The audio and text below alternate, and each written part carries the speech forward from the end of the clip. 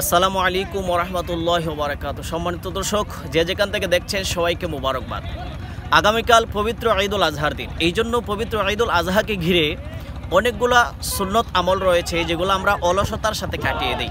এই জন্য এই ভিডিওটি গুরুত্ব সহকারে শুনবেন। ঈদুল আজহার দিন সর্বপ্রথম যে সুন্নতটা সেটি হলো ফজরের নামাজ জামাত সহকারে পড়বেন। নাম্বার 2, মিসওয়াক করবেন। নাম্বার 3, গোসল করে পবিত্রতার সাথে পবিত্র ঈদুল আজহার নামাজের জন্য বের হয়ে যাবেন। নাম্বার 4 হলো শরীয়তসম্মত সাজসজ্জা করবেন। নাম্বার 5, যেই রাস্তা দিয়ে যাবেন আল্লাহ রাসূল সাল্লাল্লাহু আলাইহি সাল্লাম বলছেন ঈদের নামাজে এক রাস্তায় দিয়ে যাবেন এবং অন্য রাস্তায় দিয়ে ফিরে আসবেন। নাম্বার 6 হলো উত্তম পোশাক পরিধান করে নামাজে অংশগ্রহণ করবেন। নাম্বার 7, সুগন্ধি ব্যবহার করবেন। নাম্বার 8 হলো ঈদুল আজহার জামাতে কোনো কিছু না খেয়ে জামাতে অংশগ্রহণ করবেন এবং ঈদের নামাজ শেষ করে বাড়িতে ফিরে কোরবানি সম্পন্ন করার পরে মিষ্টি জাতীয় কোনো কিছু খাওয়া সুন্নত।